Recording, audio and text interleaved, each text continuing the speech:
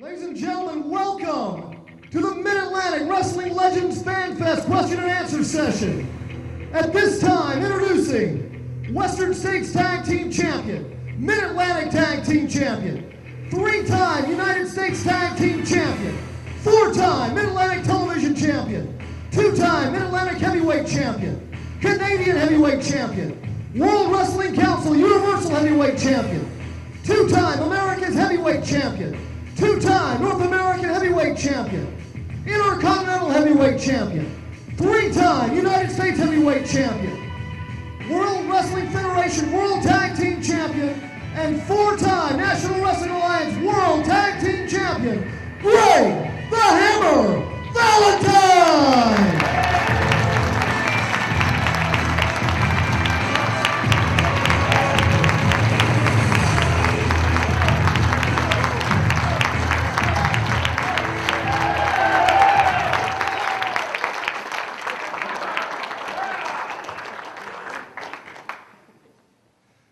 You know, Greg, I know this has got to be an emotional moment for you. The great fans here in Charlotte giving you a tremendous ovation. And it kind of almost reminds you of the ovation that you got last April when you were inducted to the World Wrestling Entertainment Hall of Fame. What's it like being out here in front of the fans like this now? What is it like? Yeah. About them screaming and yelling nasty names at you, right? Nobody's keying your car. Nobody's throwing any beer bottles at you. That's like... Remind me of the good old days. Throw something at me. You know, I've come to know the fans the last 10 years or so that I started doing independence, and of course you get to interact with the fans, sign autographs, and the venues are smaller, unfortunately, but you know, it's great, and I've got to know the fans all over the United States, right here in Charlotte, all the other great places I've wrestled. Well, great. Without any further ado, I'm going to go down into the crowd, and we're going to start taking some questions for Greg the Hammer Valentine. My name is Mark Nolte with WrestlingClassics.com. It's my pleasure to be the MC for this event. And what we'd like to do is, as somebody asks a question, if you also have a question for Greg, keep your hand up, and I'm going to come to you. So I think this young man wanted to ask the first question. Well, just tell everybody what your name is, where you're from, and your question for Greg, please. Michael Hicks from Irwin, North Carolina. This kind of comes off of what just recently happened in the NBA with the hostile environment in Detroit, but I had a question about, I remember I went to a show, first show I ever saw you wrestling with Ric Flair back in 1980, and after the show, the fans got up around the ring, surrounded the ring, just, you know, kept you in the ring pretty much because you were standing and everybody was just jeering at you. I was wondering what the most hostile environment was that you've ever been in, where, you know, the crowd got rowdy and everything just kind of got out of hand with security and all that? Well, a couple places come to mind, and one place was here in North Carolina, Wilmington, North Carolina, had a scare with Ric Flair because he used to get on a television and brag about, we're going to be there in that shiny black Cadillac, and we're going to be cruising down the road, throwing beer bottles out the window, and, you know, woo, whatever, you know. So everybody knows, we have a black Cadillac, so we go to the Cadillac, and they started throwing rocks and bricks and everything, and you know, busted the windshield, and there was some scary times there. Another scary place for me, and I found out that the fans were very, very violent there all the time, was in the Massachusetts area. Like Worcester, Mass, those people, you'd walk back to the ring underneath the balcony, I watched them throw a garbage can on top of Ken Patera's head. I mean, they were violent fans. Blackjack Mulligan got knifed coming out of the ring in Boston. They had a ramp that you went up to keep you away from the fans, but a fan jumped down from one of the top tiers and stabbed him in the leg. I was there that night, you know, a lot of scary stuff. Going back to what happened in Detroit last Friday night, did you ever go up into the stands, or were you ever tempted to go up into the stands after somebody? Well, no, I wanted to do that, I guess, you know, I got that mad. The closest thing I remember to that was I was having a Indian strap match with Chief J. Strongbow, Madison Square Garden, and we were going. It's on video too. We're going back and forth, fighting outside. And I went to grab a chair, and I went to pull the chair, and I looked, and there was this big fat guy pulling on the chair too. Oh, you know, knocked him down. A month later, I got sued for $1 million, but about 2 months later, he ended up dying. So, what happens to the lawsuit? You die, you don't get the money. And it was on Coliseum video too. But another one was where a guy, and I had to pay this. I had to pay about 10 grand to get out of this. I was in Strutters, Ohio, real small building, trying to get out, narrow, dark way. And I looked up and somebody spit in my face, point blank like this. And I didn't even see the guy, just hit him as hard as I could. And I broke his jaw. So I had to pay for that one. Had to pay for that one. What's your name, sir, and what's your question? My name is Curtis Skull. Greg, in your opinion, what's your most memorable match? Your most memorable match. Most memorable match.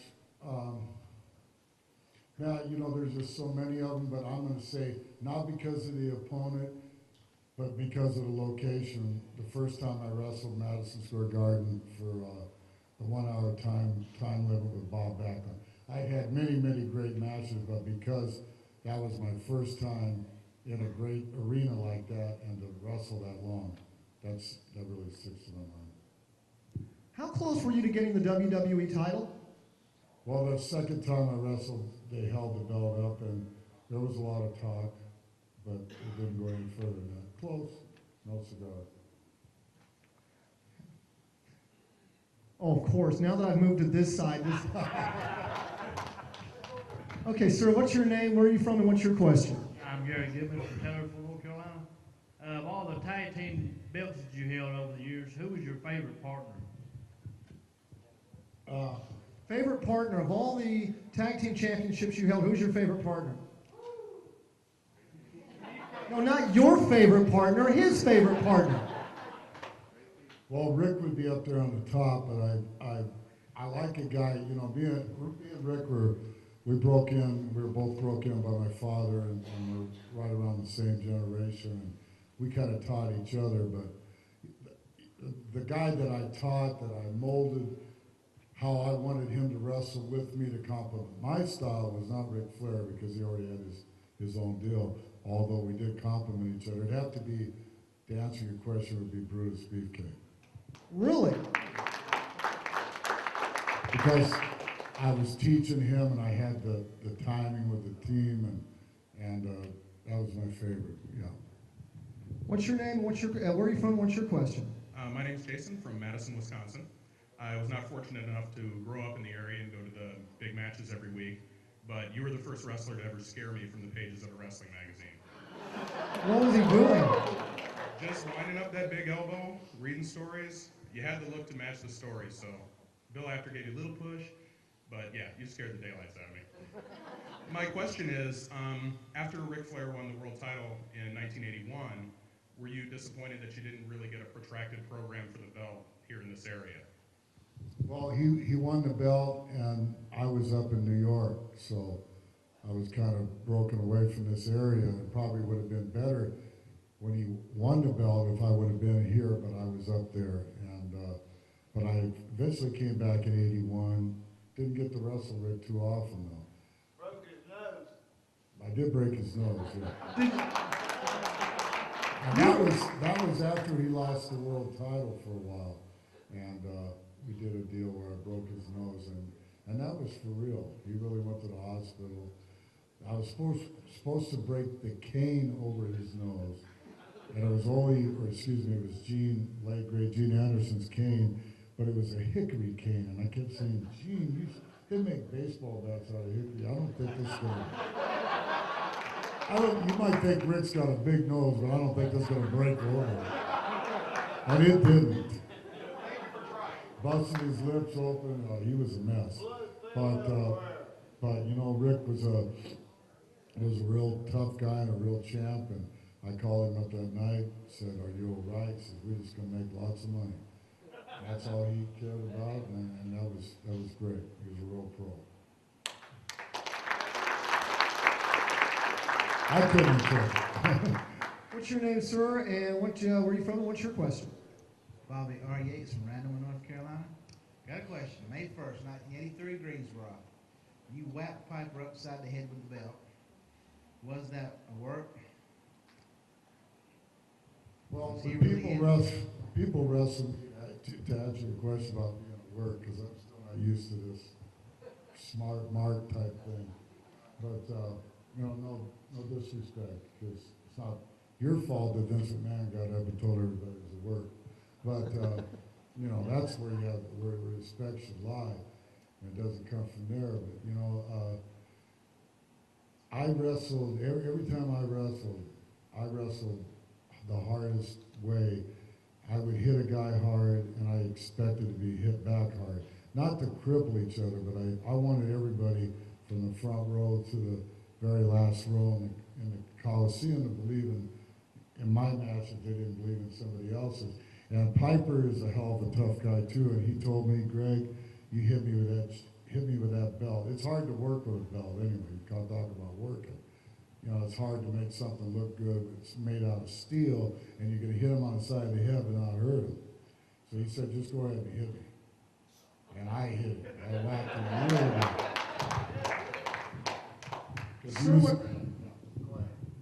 Sir, what's your name? Where are you from? What's your question? My name's Scott Burton. I'm from Advance, North Carolina. Greg, I've watched you in the NWA, WCW, and the WWF, or now WWE. If you get the opportunity to go back to WWE with the talent they have today, what would be one superstar that you'd like to get in the ring with now? If you started your career over and you were in the WWE today, who would you like to be wrestling? Well, the one guy I really, you know, other than Ric Flair, of course I'd like to wrestle him again, but one guy that I wrestled quite a bit in WCW, he's old school, he's one heck of a wrestler, and I'd enjoy wrestling, would be Chris Benoit.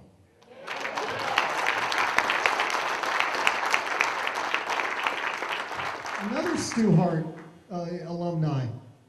Another Yeah, Stu Hart in alumnus. fact, actually, he looks kind of like Davey Boy Smith's son or something. I don't know. Sorry, Davey.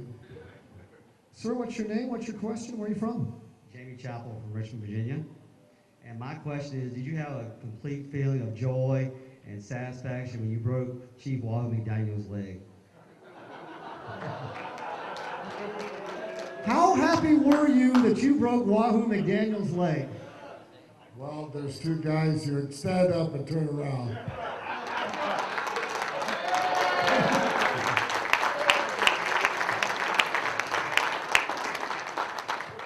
I was like a peacock walking around with the feathers all, you know. You think Ric Flair had that bushy blonde hair, so did I, you know. I was real proud. I was real proud that I broke his leg, and I was real proud of all the money I was going to make and the recognition of Wahoo. Wahoo used to tell me that that he beat me so hard I became tough, and that's very true. He's another great man. Thanks, Wahoo. I have a follow-up question. Did you make any money off the t-shirt sales? You know, I wasn't smart enough to. I should have. I could have made a fortune. Yes. Sir, what's your name? Where are you from? And what's your question? Mike Madden, Boston, Massachusetts. I was just wondering, Greg, you have such nice things to say about the Massachusetts fans. I was just wondering, what was your favorite match in the old Boston Gardens? The Boston Gardens. Your favorite match in the Gardens? You know you guys are a rowdy crew up there. I mean, look at the Yankees. They get beat up every time they go. I mean, they're rowdy fans. But I have a lot of friends up there, so I'm not knocking. Boston's a great city, greatest restaurants in the world. But the fans are rowdy, and they used to scare me a lot to go up there and wrestle. To be honest with you, because they were really rowdy. But what was the question? Favorite match in the old Boston Gardens? Gardens, I stand corrected. God. Wow.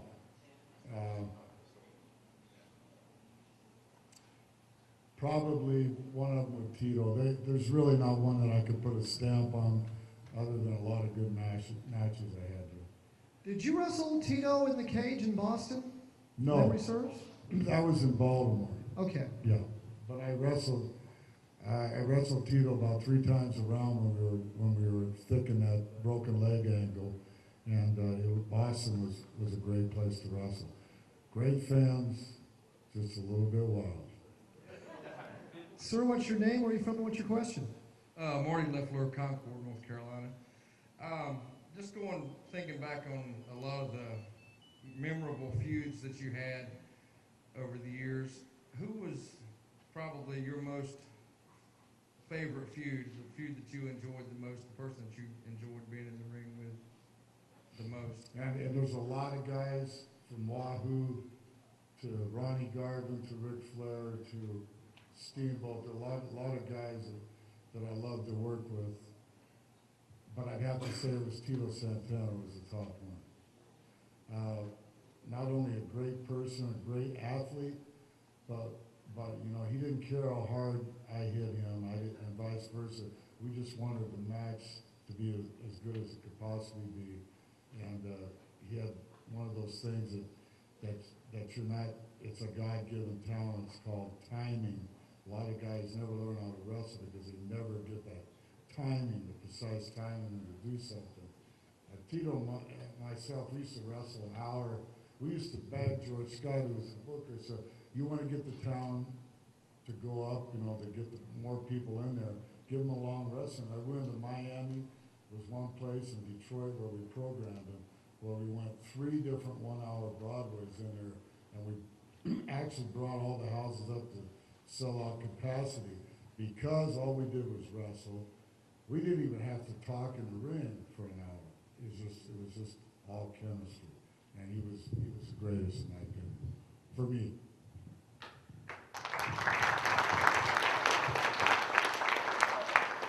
Ma'am, what's your question? Where are you from? My name is Melanie Keith. I'm from Greenville, South Carolina. Greg, I was wanting to know, out of all the areas you've ever been in and you've wrestled in, what is your favorite area? The North, the South, Canada? Your favorite area or your favorite territory to wrestle in? And keep in mind that we're in Charlotte. Greenville, South Carolina.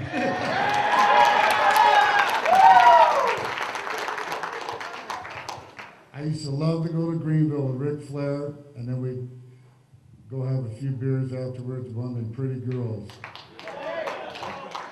Couldn't wait to go to Greenville.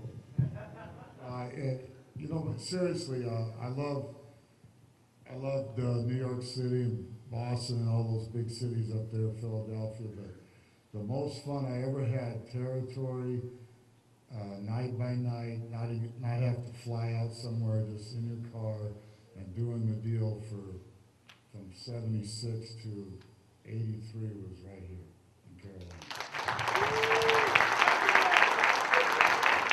So, a lot of fun. The best times and the best wrestling and the best group of guys too. What, if you don't mind a follow-up, what made it the best group of guys, the best talent, the best talents, and the most fun? Well, a lot of that credit would probably go to George Scott, who was the booker here at the time, and he knew enough. He'd been in the business a long, long time. He knew enough to have, you know, he had his 6 or 7 babyface stars and 6 or 7 top heel stars, and he knew enough to not have a rotten egg in the pile. You all had to get along. There couldn't be one guy that was just thinking about him and nobody else.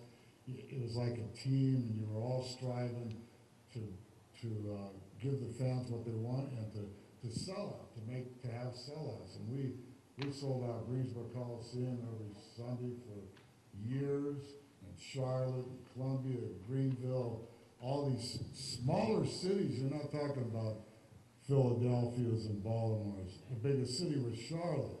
And Charlotte wasn't a big city like it is now.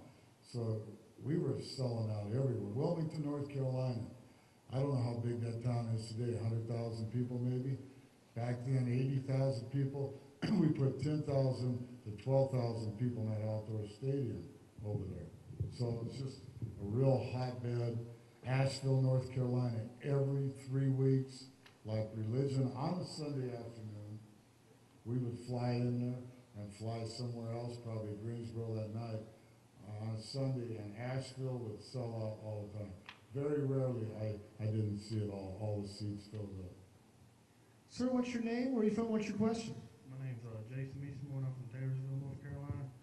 I'd like to know what you think about the WWE now and Vince McMahon. What do you think about him? What are your thoughts about the WWE today and Vince McMahon? If they gave me the power to go up there and run that show, I'd fire everybody.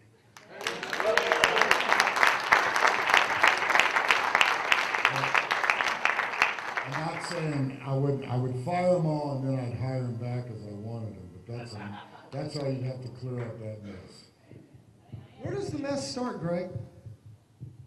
Where does the mess start? Is it the talent? Is it the booking?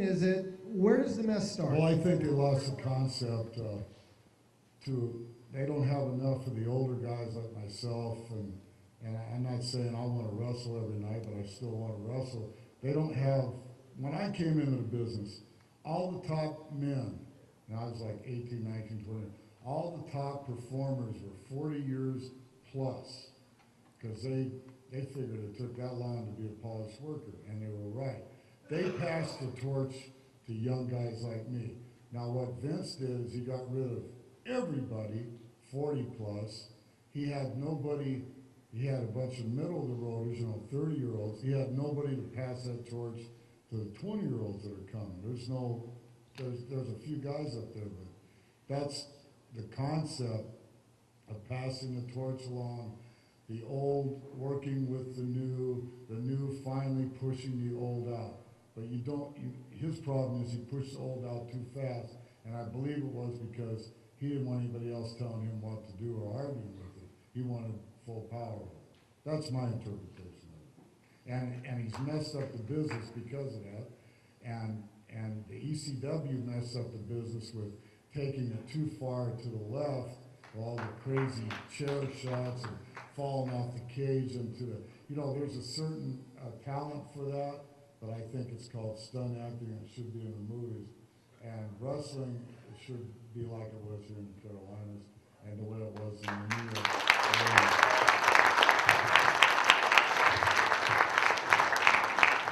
Tell us who you are and what's your question. Doug Slyer from Jonesboro, Tennessee. I was reading Roddy Piper's book about a practical joke that you played on somebody while he was out to the ring about taking a dump in their shoes. Is there any more practical jokes? That's what was in there. Any more practical jokes that would stick out? Sounds like Johnny Valentine. I don't remember that, and I haven't read his book. I'll have to question him about that. Family event. But Two actually, words, no. family event. I thought it was going to be something bad. That's okay. Okay. Sir, tell us who you are and what's your question. Joe Cannon of Wilkesboro, North Carolina. Can you name me 3 wrestlers that's qualified to even wrestle in the WWE? Your favorite 3 wrestlers in the WWE right now?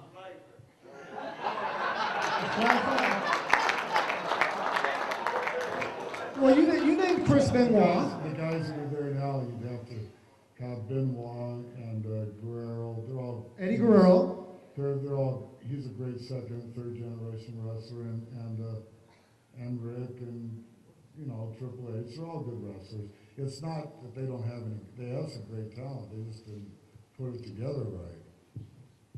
All right, so it's not a question of the talent, it's a question of putting the talent in a position to win. Right. Okay. Sir, tell us who you are and what's your question? James, I'm from Charlotte. What are your memories of your team with Ray Stevens and the matches you had here in this area with Ricky Steamboat and Jay Youngblood? Good question. Your team with Ray Stevens and the feud that you guys had. They really threw us together, just kind of well, to help me out. For one, I came back in from New York. Rick was the world champion off running around, and so I really had no partner. And Ray was always a great tag team, even, you know, with Pat Patterson over the years and other people. So they put us together. Ray was a real man's man. He was a great guy. Used to ride some long trips with Ray and never got bored 1 minute because he was always talking, always laughing. And one of the saddest things I'll remember is we were in a tag team against John Studd and somebody else, and John was supposed to catch Ray as he leaped off the top rope or something. He was doing some crazy bump, and John missed him, and Ray ripped all these muscles up through here in his groin and everything, and the man never made a comeback from that.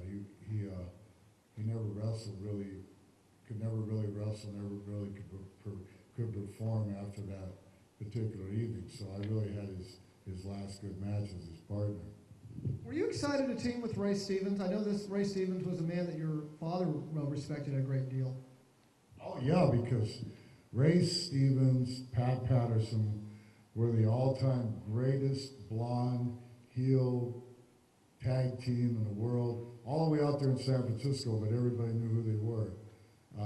So it was a real excitement because of that. Yeah, Ray was a real legend, and to be near him and be in the ring, you absorbed a lot of the greatness from him.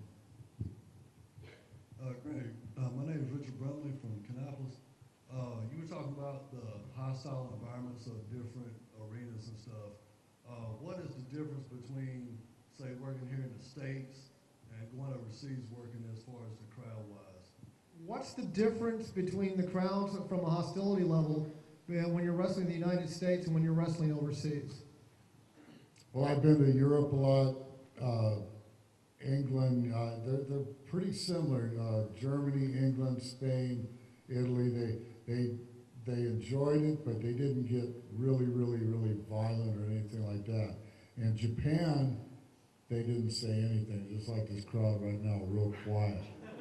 But if a guy, and I'm not knocking at it, but if a guy fell and say, I remember there was this big Japanese wrestler, he was standing on the top rope, and nobody was saying anything. If you didn't know there was a match out there, you couldn't tell, you'd have to go and look, and all these people just, because they just didn't react. But this man, this big, tall Japanese wrestler jumped off the top rope on top of another guy, and the guy raised up at the same time and knocked all 4 of his front teeth out, and the blood goes flying, and the people all started laughing. Just like that. They laughed at that. They only laughed at stuff that was really hideous, And they clap for you. They, big standing ovation when you won. And you say, well, I didn't even know these people were watching. They all seemed like they were asleep. Very, very strange crowd of people over there. Sir, tell us who you are and what's your question? I'm Robert Langston from Richmond, Virginia. My question to you, how was it working for Bill Watts when you were in WCW back in '92? It wasn't much fun. I stayed there about... Bill Watts, I wrestled for him when he had the Oklahoma territory, and that was, I should have realized that was enough, but what happened was I was already in Atlanta, and the booker they had, I think was Buck Robley or something, he ended up getting fired, and they brought in Bill Watts, and so I didn't last too long. I don't know. Bill's knows a lot about the wrestling business, and but me and him just never got along as far as making money together. Go back to when you wrestled in Oklahoma, I want to say mid to late 70s. You even teamed with Bill Watts for a little bit, didn't you?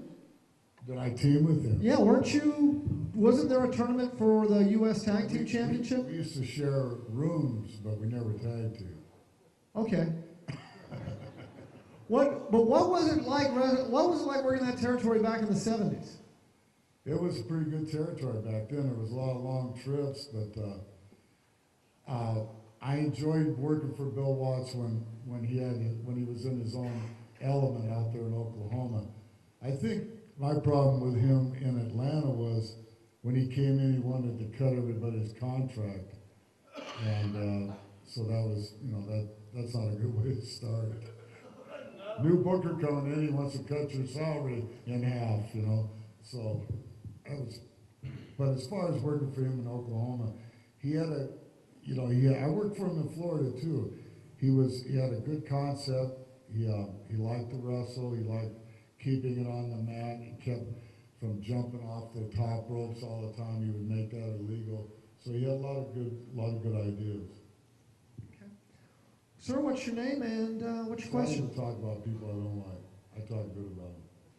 Mike Madden again. I just have a quick question. Consider you're such an outstanding tag team wrestler. Most of your regular tag team partners over a certain amount of time, did you end up holding the belt with most of the people you tag team with regularly? Actually, you say I'm a great tag team wrestler, but I love being a single wrestler, and I hated being a tag team wrestler. I only did that because that's what they wanted at the time. I understood the philosophy for it. I enjoyed it. The reason why I really, really did enjoy tag team wrestling is I couldn't control my partner all the time with those other two guys in there. If I was the only guy, if I was the heel, and I could control the match, it was just one-on-one. That's what I really liked. But I had a lot of success in tag teams because they always wanted to tag me up with somebody. And so I made sure it was a good deal, but it was not my favorite deal. Was there a match in Madison Square Garden with you and Beefcake against Brian Blair? How did I know you were going to ask me? Well, because Brian tells the story all the time. It's you and Beefcake against Jim Brunzell and Brian Blair. Right. And it is a 30-minute time limit. Yeah. And you were going to do the honors for the Killer Bees. Right. The timekeeper thought it was a 20-minute time limit. Right. Brian remembers the story well. How do you remember it? Because I'm only hearing Brian's side of this. Where basically, they were supposed to get their hands raised, and all of a sudden the bell comes out of nowhere, and the announcer starts calling it a draw. Yeah, there's been a lot of screw-ups like that. I used to, the Hebners, they're from this area, and I used to tease the oldest Hebner. I used to tease him all the time when me and Beefcake were wrestling some jabroni team like the Rougeau brothers. And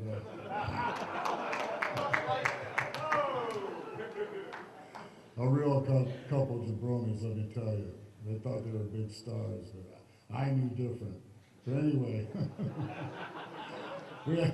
we wrestled those guys, and the ending was that we were going to slide over them at the end. But Hebner kept getting down on his knees, and I'm laying there, and he kept getting down. He'd go, 1, 2, and I barely pull up my shoulder, and 1, 2, barely pull up my shoulder. So finally one time, the Hebner says, I didn't pull my shoulder up, but I was just messing around with him. I had one of the jabroni Rougeaus give me a big slam, if that's possible, covered me. And I'm laying there waiting for the 1, 2. He's not counting, and I'm not moving, so he just goes, 1, 2, 3, counting me out. Then Vince calls me up and says, how come you messed up the finish? I said, I tried to kick out. We used to have a lot of fun like that. I said, you think I was really going to put over the Rougeau brothers? I wanted to. Sir, what's your name and what's your question? Okay, my name is David. I'm from Lebanon, Virginia, and this will take you just a second. First thing, thank you for being here. My pleasure. Thank you for the memories. And my question is, one road story that stands out in your mind, just tell us all about it and don't leave nothing back. Your favorite road story, and this is a family event.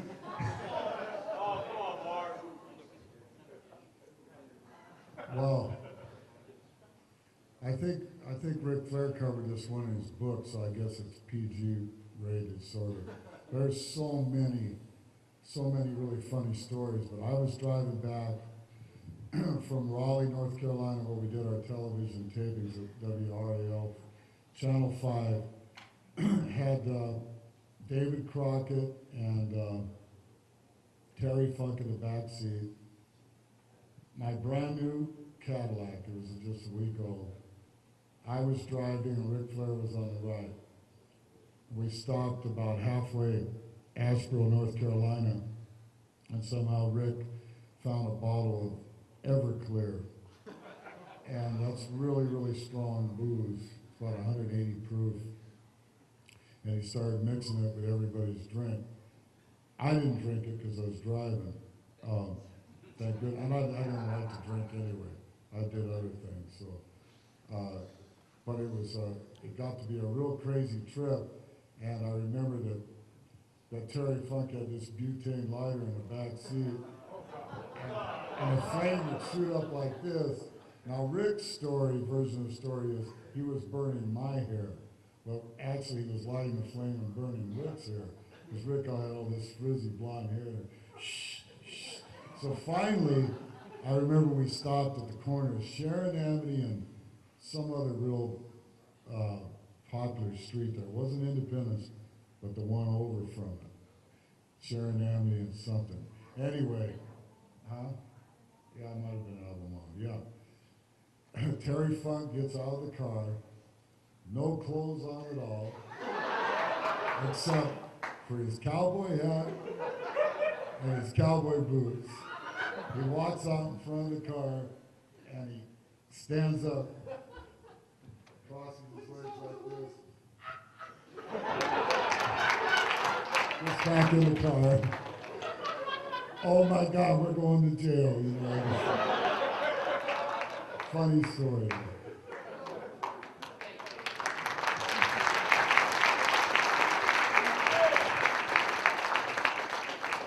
Sir, what's your name and what's your question?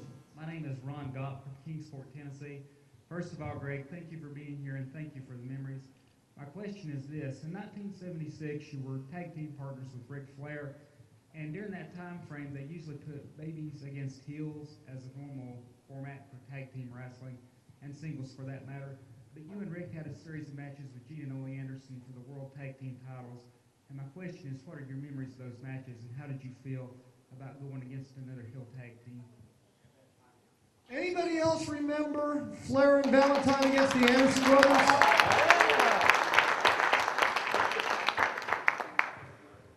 Well, Rick and myself were definitely the heels for that match. You know, we had our cheering section, of course, but Rick with his arrogance and our razzmatazz and all that kind of stuff, and the long hair, the blonde hair, and the fancy robes and everything, and then here's Ole and Gene.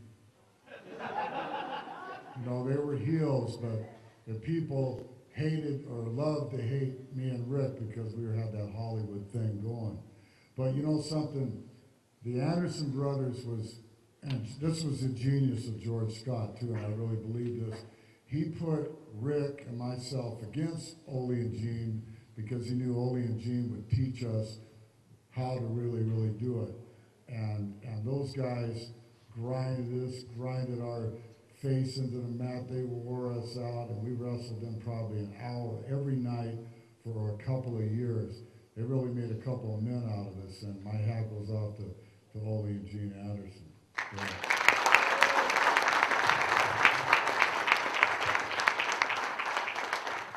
How hard is it to out-heel Ole Anderson? Well, you just you can't out-heel him in the dressing room.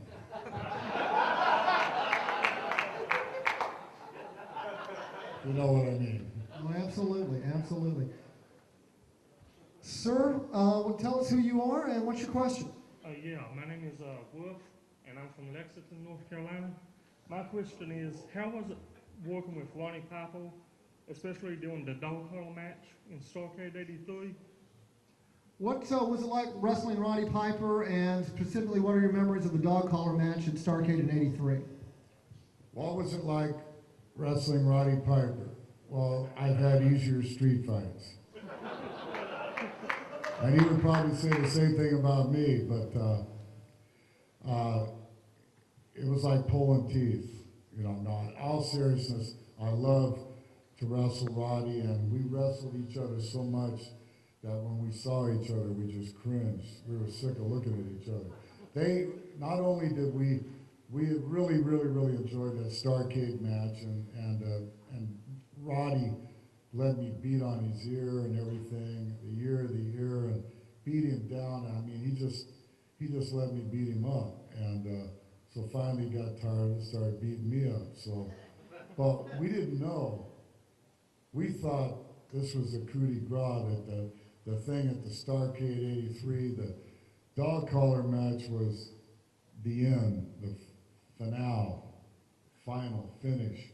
What we didn't know was after we did that, and it went all over the pay-per-view and everything, that we wrestled another 4 months all around the territory in that dog collar match. So, oh my goodness, he got us on that one.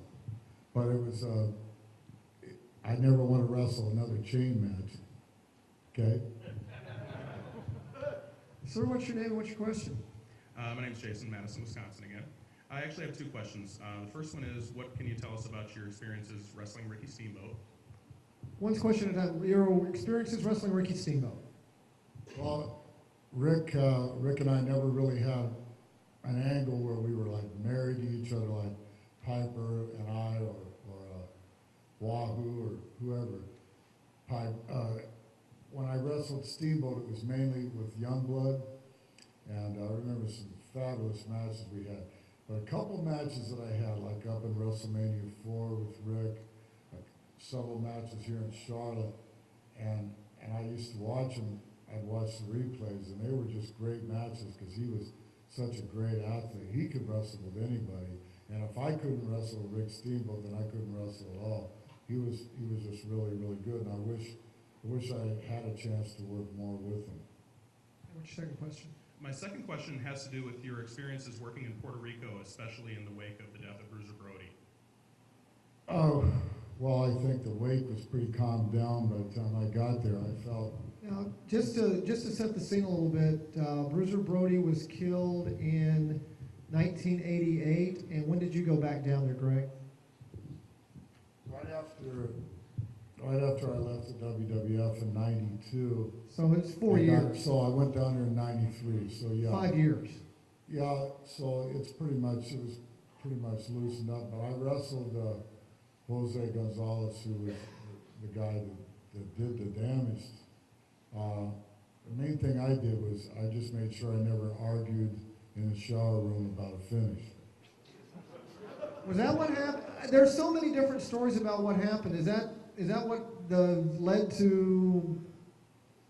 Well, what I heard was that Bruiser Brody, and I only met him one time in Chicago, but he was a big guy, and they were scared to death of him down there, and he didn't like something there that night, and so in Puerto Rico, I don't know if this is, I'm not knocking Puerto Ricans when I say this, but it's a known fact that, and I guess that's why he got off too, is if a guy's bigger than you and he attacks you or fights you, it's okay to pull a knife. That's what they told me. So. What's your name and what's your question? I'm Alan from Charleston, West Virginia, and it's kind of a two-parter. First, all the territories that you was in, was there anybody you really wanted to wrestle but didn't have a chance? And second, Hang on, let's do one at a time. In all the places you wrestled, was there somebody that you wanted to wrestle? Was there a particular guy that you would have loved to have had some matches with that you never got an opportunity? Well, just somebody like Buddy Rogers, I watched him wrestle in Greensboro. He was 55 years old, and I was, just really in awe of watching him. I would have liked to wrestle him, and my dad told me I would have liked to wrestle him because he really enjoyed Buddy Rogers. Most everybody I wanted to wrestle, I got a chance to wrestle. and the second part, what what did you think of the gimmick of the pretty much imitating Honky Tonk Man when y'all was tag team? The rhythm and blues gimmick. I could have went all night without you bringing that up.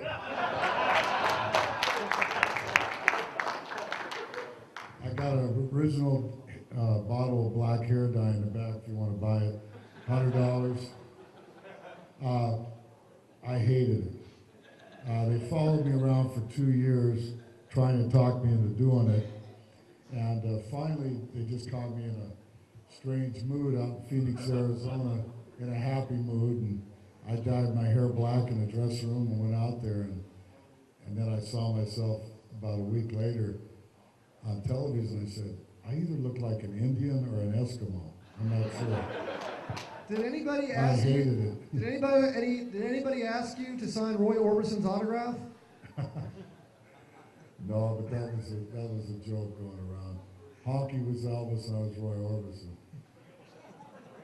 Poor me. But you know, that was a black part of my career. Fortunately, it only lasted 8 months.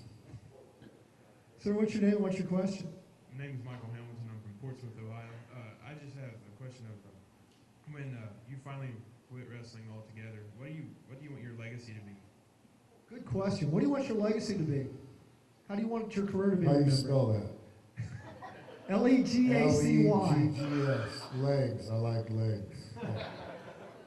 I don't know. Legacies, that kind of scares me, you know. I would just like to be known as second generation wrestler of the greatest wrestler of all time, Johnny Valentine. I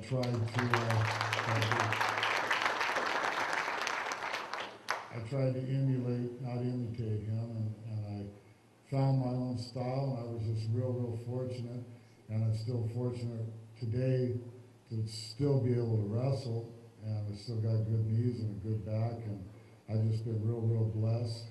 It's been a great career for me. A lot of people knock the wrestling business, but I can't say a darn thing bad about it. Oh, I got a question for you. Where did you get the shirt? Yeah, where'd you get the shirt? Is that homemade or did you buy that somewhere? Greg, they're selling the shirts at sporting goods stores. Yeah, but you got to buy your own letters, I think. Oh, no. I didn't mean where did you get the shirt? Did you? Did you make the shirt or did you buy the shirt pre-lettered? Okay, you created the shirt. Greg, I thought for a minute they were selling the shirts at sporting goods and you were getting stiffed.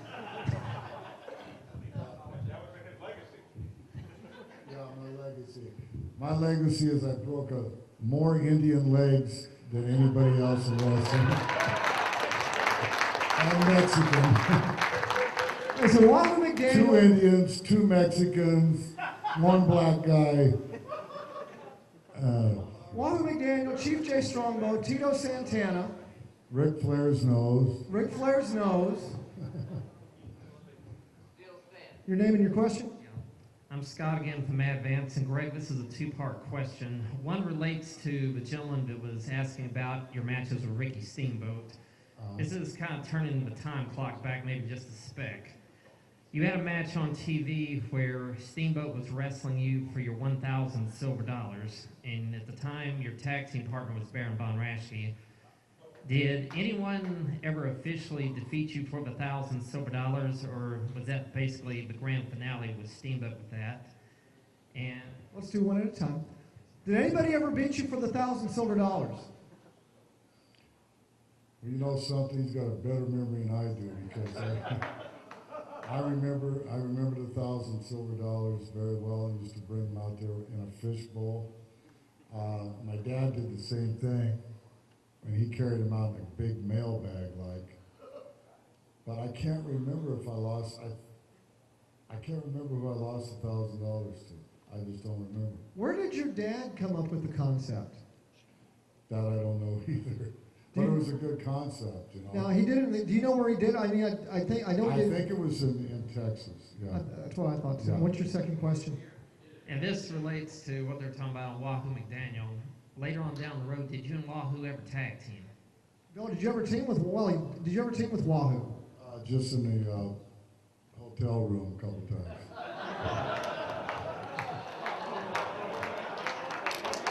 Just Did the hotel room think you were stiff? Did the hotel room think you were stiff? Yeah. Just kidding. Your name and your question. We only tagged up in the car a couple times. James from Charlotte. I would like you to compare the feelings backstage and expectations since you were at the first Starrcade as well as the first WrestleMania, as far as how you guys felt going into these big events. Good question. What was the atmosphere in the locker room at the first Starrcade compared to the atmosphere in the locker room at the first WrestleMania? That's a tough question. Starrcade, it was real exciting. It was kind of the first time. It wasn't really a pay-per-view, but it was a closed circuit, so it was actually probably the first real big wrestling event televised, and I guess they were getting it in Japan and places like that. So it was all nervous. Everybody was all nervous. The first WrestleMania was more intensity because it was in New York City. You had people like Liberace.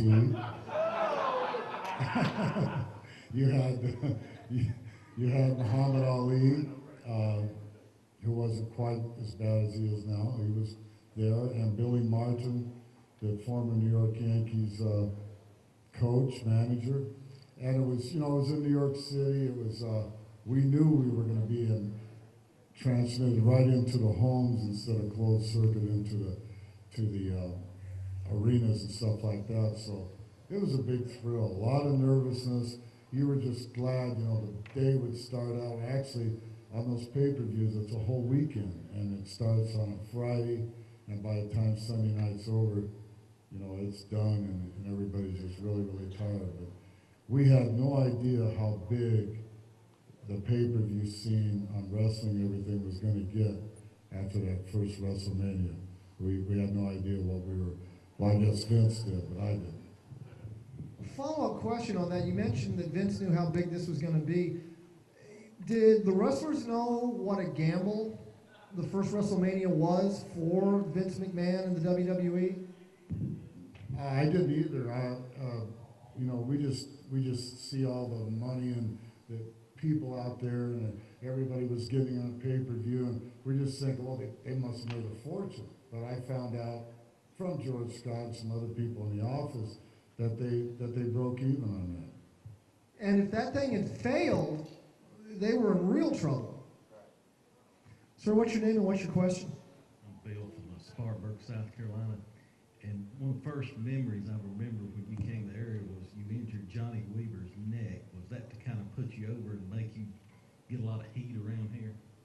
Well, when I first came up, they were sending up tapes of me dropping the elbow across the boards. You remember that?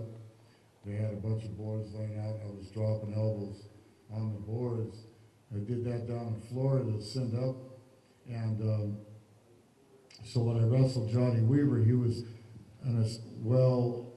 not old, but an established Mature. wrestler. Mature, yeah.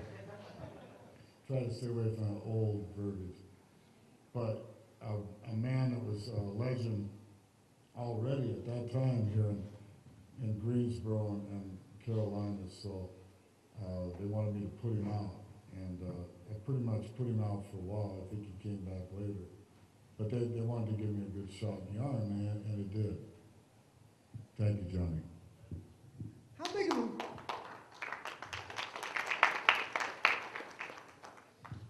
How big of a moment was that for you? Because you had been getting this big. You had wrestled in other territories before, but this is the Carolinas. This is where your dad was a legend. How big of a moment was this for you, and were you nervous before that? Well, I was too stupid to be nervous back then. I just went out and did it, and of course I had the butterflies, and anybody tells you that if I could, if I went out and wrestled Flair tomorrow in the Garden or over here in Charlotte, I would still have little butterflies. It's just the anticipation. It's not being scared. But back then, I don't know if it was just, I knew that I was on the verge of being in the big time if I got over. So, but I had a lot of help. Not only I had some God-given talent, but I had a lot of help, and a lot of people made sure that I got over. Okay, let's not be shy here. Okay, what's your name and what's your question? My name is Carl from Raleigh. You don't have to answer this if you don't want to, but... Uh-oh, this should be good. Did Lex Luger really whine that you hit him too hard? Did Lex Luger whine that you hit him too hard? Now where did you hear that? I heard it. I read it somewhere on the internet. Well, if it's on the internet, it must be true. Was it on WrestlingClassics.com? Well, he didn't mind it when I put him over, you know.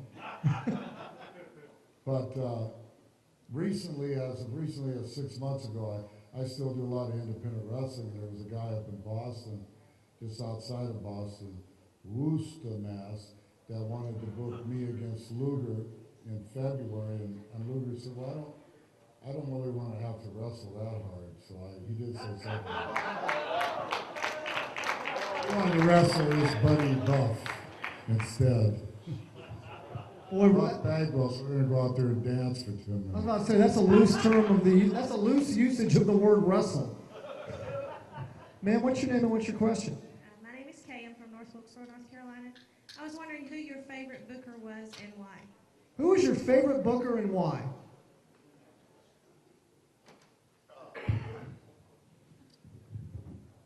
Well, that's not hard for me to figure out. It's George Scott. He was not only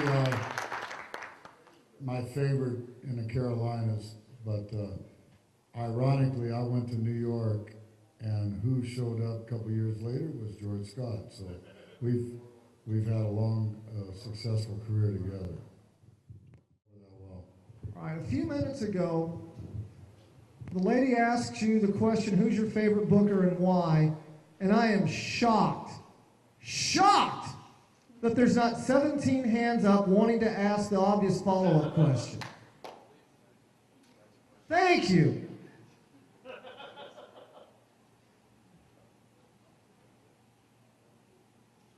What's the obvious follow-up question? What booker did you hate to work with? Who is your least favorite booker? Bill Watts. Greg, was that just because he was cutting the money in World Championship Wrestling, or was it a philosophy thing? No, it wasn't a philosophy, it was a money thing. Money's more important. What booker did you work with that you went, oh my God, this guy doesn't have a clue? Louis Tillett.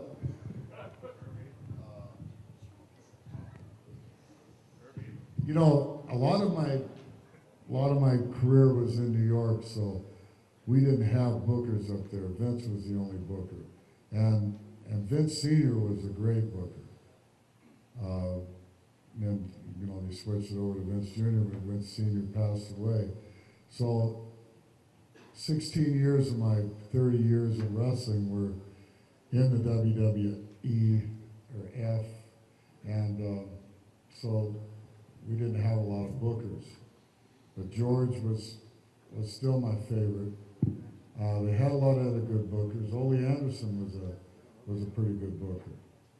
And Bill Watts was a good booker. He had my dad was a good booker. Dad booked down in Florida and the Carolinas, right? Right. So, but for me to have really a chance to know a lot of different bookers, I did just George and Ole, and of course Vince Sr. What was it about Louis Tillett that makes you think that he's not so much your favorite?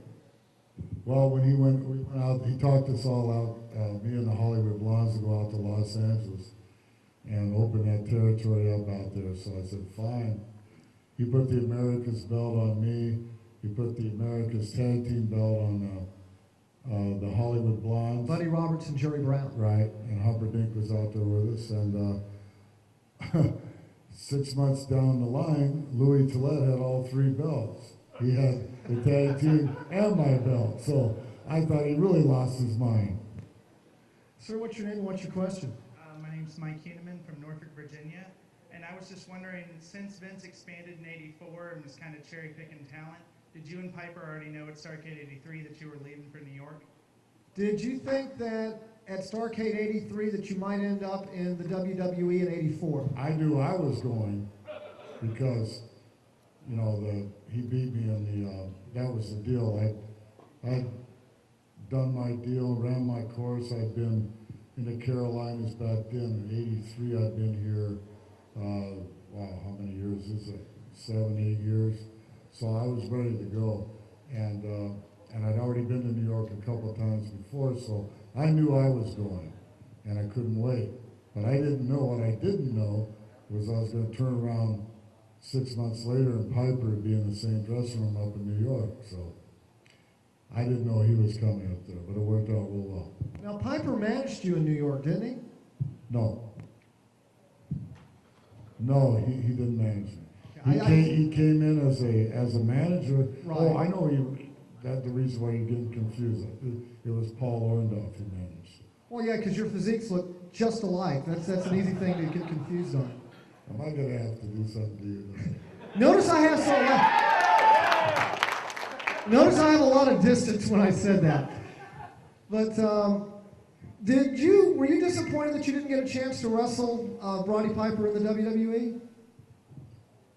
Well, we were both villains, so really didn't work out. In fact, we went out on Piper's Pit together and, you know, did a respect thing and shook hands. It would have been a lot of fun to take that up there, but Piper did not want to stay a baby face. He wanted to be a heel manager, and then he did not want to stay a manager. He wanted to be a wrestler, and everybody kept telling him up there that he was too small, but I guess he showed them. So. He's the one guy in the WWE that Hogan never pinned. What's that? He's the one guy in the WWF that Hogan never pinned. He would never do a job for Hogan. It's Piper. Piper had that, when it came down to the grand finale with one opponent and the other, whoever it was, he did not submit to the 1, 2, 3. And that's his prerogative, you know. He figures that, you know, Hogan wouldn't do it, why should he do it, right? Makes sense to me. But I think Hogan did end up doing it for somebody. Jeff Jarrett? I don't know if he... I know he did it for Bret Hart. He put Bret Hart over at WrestleMania. Warrior? Oh, he put See, over Hogan would do it. Piper, Hogan put Warrior over at WrestleMania. Piper, you know, most of his heat came from not his beautiful physique or his great wrestling, and he was a good wrestler, but he wasn't great. But he had that fantastic mouth. Right. And when you beat a guy like that, 1, 2, 3, I think it hurts him. When you beat a guy like me, I could still wrestle and live to talk about it another day. So there's a difference. Makes sense to me. Sir, what's your question? I was just wondering, what did you think working with Jimmy Hart in WWF? Do you like being managed by Jimmy Hart in the WWF? All managers are the same. They're just there to get your money and a bunch of parasites.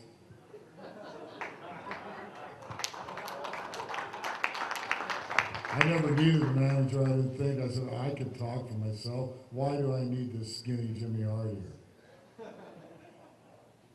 And, you know, if you could trust the guy, that'd be one thing. But the best manager I've ever had, there's 2 of them.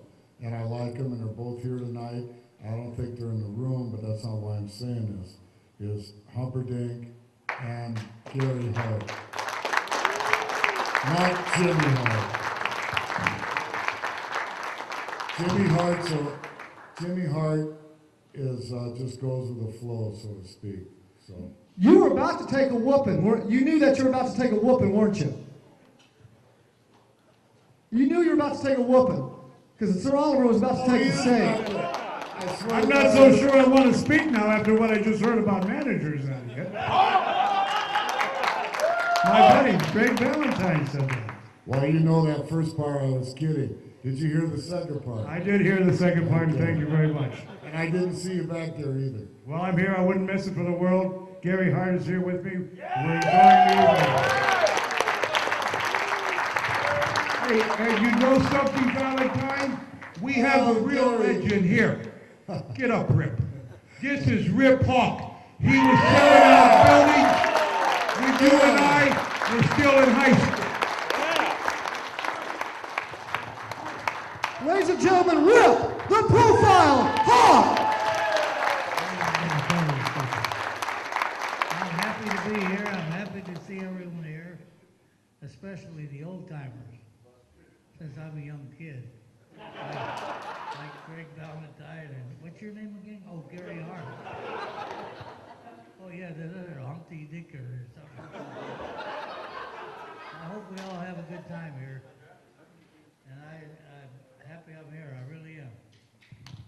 Rip the Profile Hawk, Playboy Gary Hart, and Sir Oliver Humperdinck.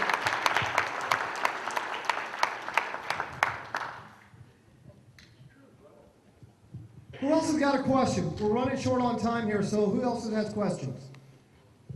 Okay, sir, and then you. Hurry up, the bar is closing. Oh no, we had that fight last night. They are keeping the bar open tonight.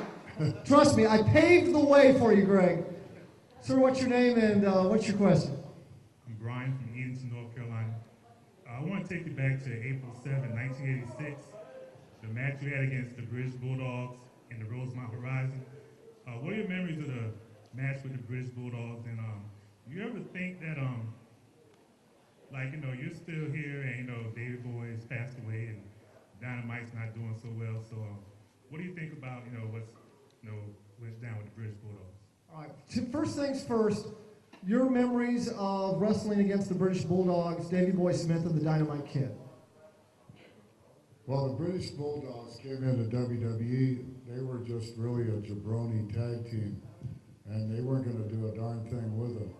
And the big money thing was against Wyndham and Rotundo against us because we took the belts off of them. They were the American something or other. And Barry went crazy and quit, and so Rotundo stuck with Dan Spivey, and that never really worked. So we had to create a tag team, and the British Bulldogs were here. They were right there, and we went out, put them over on television, and those guys got over bigger than any other. They were like a phenomenon. Even, I mean, especially in Canada and all over Europe, but United States too, everybody just loved them. And those guys, they weren't the biggest, they were muscle bound, but they reminded me of trapeze artists, the way they wrestled. And they had a great tag team. And it's really, really it's really a shame. There's not only Davey Boy Smith is dead, and Dynamite Kid is in a wheelchair.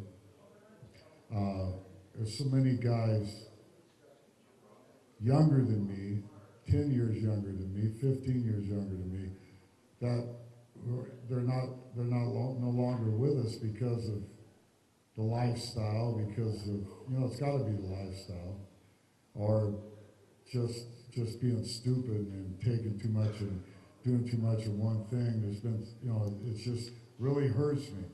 Really hurts me, and I'm speaking from the bottom of my heart. I just can't believe it. Just a couple months ago, Big Boss Man was the latest guy to check out. And Hawk, the Road Warriors, and Kurt Hennig. I mean, it's just sickening, all the deaths in the wrestling family. And we're really, all of us are really, really close. And when you're around somebody and traveling with somebody for 20 plus years, some of them 30 plus years, you know, it's like a brother or a sister dying. And I think about, you know, I watched that WrestleMania 2 match, and the WWE showed that match on the late television show they had one night about a year ago. It was somebody's favorite match, so they played it for him. I think it was Jericho, and you know, that was a great match. Those guys were great to work with. It's just a real shame. But, you know, like my dad always said, you know, all good things must come to an end. And that's all you can really say. But you know, that match is there on tape or DVD forever. And it's brings back a lot of good memories. Sir?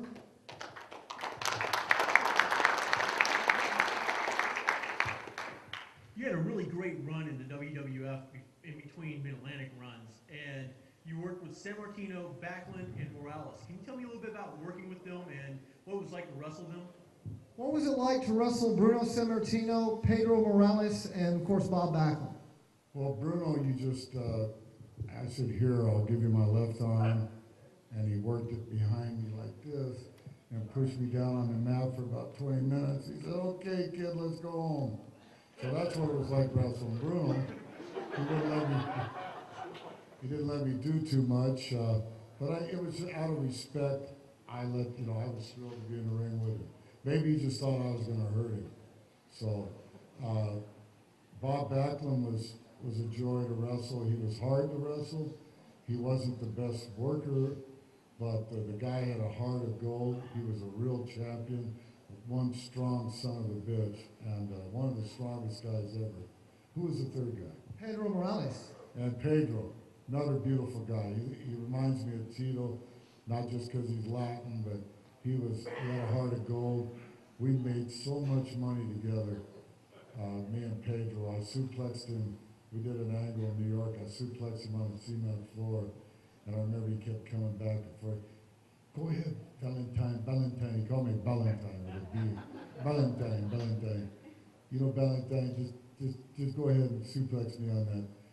Just take care of me, Valentine. It'll be okay. He was a great guy. I'm very fortunate that I've wrestled a lot of guys, and I've wrestled a lot of their sons. Just the other day, I wrestled David Flair, so.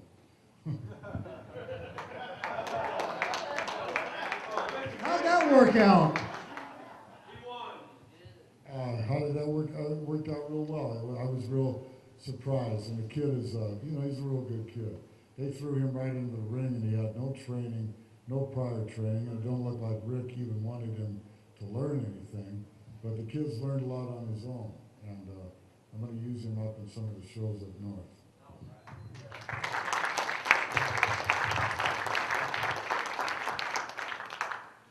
First off, you've been a great crowd and you've asked great questions and we've had a lot of fun, so give yourselves a hand.